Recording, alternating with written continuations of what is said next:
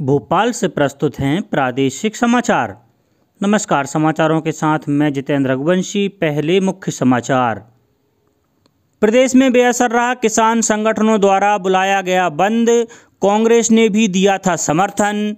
केंद्रीय मंत्री प्रकाश जावड़ेकर ने की भारत बंद को समर्थन देने पर विपक्षी दलों की निंदा, कहा यही भ्रम फैला रहे। प्रदेश में कोविड-19 के अब तक 2 लाख से ज़्यादा मरीज हुए स्वस्थ, सक्रिय मामले भी कम हुए। और स्वास्थ्य मंत्री ने किया शहडोल जिला अस्पताल का दौरा, व्यवस्थाओं में ढिलाई बरतने पर सिविल सर्जन और सीएमएचओ को हटाया। अब समाचार विस्तार से। कुछ किसान संगठनों द्वारा नए कृषि कानूनों के विरोध में बुलाए गए भारत बंद के आह्वान का प्रदेश में कोई भी असर नहीं देखा गया। राजधानी भोपाल समेत सभी जिलों में बाजार खुले रहे और परिवहन सेवा जारी रही। व्यावसायिक राजधानी माने जाने वाले इंदौर के छावनी, सियागंज सहित सभी व्यापारिक केंद्रों में कामकाज रोजाना की तरह चलता रहा। उमरिया जिले में भारत बंद बेअसर रहा और बाजार पूर्व की तरह खुले रहे। वहीं छिंदवाड़ा, मुरैना, सीहोर जिले में भी बंद का कोई असर नहीं देखा गया। उधर जबलपुर में भी केंद्र सरकार द्वारा लागू किए गए नए किसान बिल के विरोध में चल रहे किसानों के देशव्यापी आंदोलन का असर नहीं देखा गया। सुबह 9 बजे से दुकानें अपने तय समय के अनुसार खुली। मंडी में रोज की तरह किसान सब्जी आदि लेकर पहुंचे। अशोकनगर में भी रोजाना की तरह किसान कृषि मंडी में उपज की बिक्री के लिए पहुंचे। सागर, खंडवा, बैतूल, शहडोल, शिवपुरी, नीमच और देवास में भी बंद बेअसर नजर आया।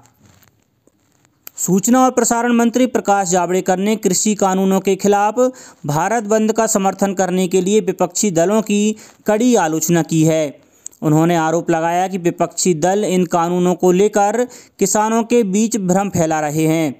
नई दिल्ली में संवाददाताओं से बातचीत में उन्होंने आरोप लगाया कि विपक्ष इस मुद्दे पर राजनीति कर रहा है। श्री जावड़ेकर ने कहा कि ये कानून किसानों के हित में है। उन्होंने कहा कि कांग्रेस, राष्ट्रवादी कांग्रेस पार्टी, डीएमके और अन्य विपक्षी दल इस मुद्दे पर राजनीति कर रहे हैं, क्योंकि जब वे सत्ता में थे तो उन्होंने अनुबंध पर खेती का कानून बनाया था। श्री जावड़ेकर ने कहा कि कांग्रेस ने अपने घोषणा पत्र में भी कृषि से संबंधित कानून लाने का उल्लेख किया था। उन्होंने कहा कि किसानों ने लागत के अलावा लाभकारी मूल्य दिए जाने की मांग की थी और सरकार उन्हें लागत से 50% अधिक कीमत दे रही है। देश में कोरोना के सक्रिय मामलों की संख्या में लगातार गिरावट आ रही है। देश में सक्रिय मामलों का प्रतिशत 4 से भी नीचे गिर गया है। अब तक 91 लाख से अधिक लोग संक्रमण से मुक्त हुए हैं, जो अब तक संक्रमित हुए लोगों का 94.59% है। पिछले 24 घंटों में 39,000 से अधिक लोग संक्रमण से मुक्त हुए। इधर प्रदेश में कोरोना संक्रमण से स्वस्थ होने वालों की संख्या 2 लाख से ज़्यादा हो गई है, जबकि सक्रिय प्रकरण 13,000 के आसपास बने हुए हैं। सीहोर जिले में पिछले 24 घंटों के दौरान 30 व्यक्तियों की कोरोना जांच रिपोर्ट पॉजिटिव प्राप्त हुई है। बैतूल में 15, मंडला में 3, देवास में 15 नए मरीज मिले हैं। उधर जबलपुर में 56 मरीजों को स्वस्थ होने पर विभिन्न अस्पतालों से छुट्टी दी गई। यहाँ 49 नए मरीज भी मिले। बड़वानी में 8 लोगों की रिपोर्ट पॉजिटिव आई है। धार के अंतर्राष्ट्रीय बैडमिंटन खिलाड़ी सौरभ वर्मा ने प्रधानमंत्री नरेंद्र मोदी द्वारा कोविड-19 महामारी के खिलाफ चलाए जा रहे जन आंदोलन को अपना समर्थन दिया है। श्री वर्मा ने लोगों से 2 गज की दूरी का पालन करने, समय समय पर हाथ धोने और मास्क पहनने सहित अन्य सावधानियां बरतने की अपील की है। स्वास्थ्य मंत्री डॉक्टर प्रभुराम चौधरी ने शहडोल जिला चिकित्सालय का निरीक्षण किया। डॉक्टर चौधरी ने अस्पताल के बच्चा वार्ड में भर्ती बच्चों के परिजनों सहित विभिन्न वार्डों में भर्ती मरीजों से अस्पतालों में मिल रही स्वास्थ्य सुविधाओं की जानकारी प्राप्त की। उन्होंने अस्पताल की व्यवस्थाओं में ढिलाई बरतने पर जिला मुख्य चिकित्सा एवं स्वास्थ्य अधिकारी डॉक्टर राजेश पांडे और सिविल सर्जन डॉक्टर वीएस बारिया को मौके से ही अपर मुख्य सचिव स्वास्थ्य को फोन कर तुरंत हटाने के निर्देश दिए। डॉक्टर चौधरी ने कहा कि बच्चों के इलाज और अस्पताल की व्यवस्थाओं में ढिलाई और लापरवाही कतई बर्दाश्त नहीं होगी। मुख्यमंत्री शिवराज सिंह चौहान की अध्यक्षता में मंत्री परिषद की वर्चुअल बैठक हुई। बैठक में शिवपुरी स्थित चिकित्सा महाविद्यालय के अंतर्गत निर्माणाधीन 300 बिस्तरीय अस्पताल के लिए 223 करोड़ 75 लाख रुपए जारी करने के प्रस्ताव को स्वीकृति दी गई। इसके अलावा मंत्रिपरिषद ने भोपाल के गांधी चिकित्सा महाविद्यालय परिसर में 2000 बिस्तरीय चिकित्सालय के लिए निर्मित होने वाले भवनों की डिजाइन भूकंप रोधी और अग्नि सुरक्षा के मानकों के अनुरूप कराने के लिए 479 करोड़ 27 लाख रुपए की पुनरीक्षित राशि की स्वीकृति दी। वहीं बैठक में शिवपुरी की झीलों के पर्यावरण उन्नयन एवं संरक्षण योजना के लिए कुल राशि 111 करोड़ 55 लाख रुपए जारी करने की स्वीकृति दी गई। प्रदेश के सरकारी और निजी औद्योगिक प्रशिक्षण संस्थान में खाली सीटों पर आवेदक 10 दिसंबर तक आवेदन कर सकते हैं। तकनीकी शिक्षा, कौशल विकास एवं रोजगार विभाग द्वारा ITI में फिर से प्रवेश प्रक्रिया प्रारंभ की गई है। आवेदक MP ऑनलाइन पर रजिस्ट्रेशन में हुई गलतियों में सुधार और नए कॉलेज का चयन, चॉइस फिलिंग और संस्थाओं में एडमिशन प्राथमिकता में सुधार, नए आवेदकों का रजिस्ट्रेशन आदि भी 10 दिसंबर तक कर सकते हैं। प्रवेश के लिए मेरिट सूची 10 दिसंबर को शाम 4 बजे जारी की जाएगी।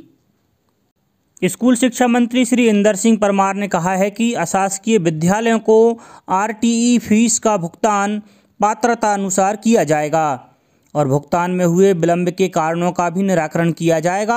उन्होंने कहा कि इस वर्ष मान्यता के नवीनीकरण का शुल्क फिलहाल नहीं लिया जा रहा है।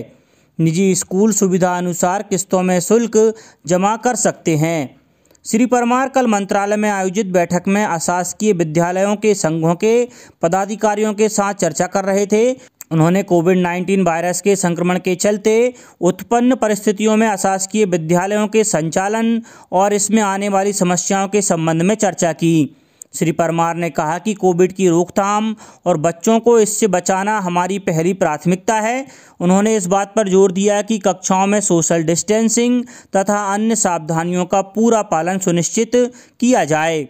मंत्री श्री परमार ने विभाग के अधिकारियों को निर्देश दिए कि स्कूली बच्चों के आधार सत्यापन और मैपिंग का कार्य सत्र के अंत तक पूरा कर लिया जाए ताकि RTE फीस के भुगतान में विलंब न हो।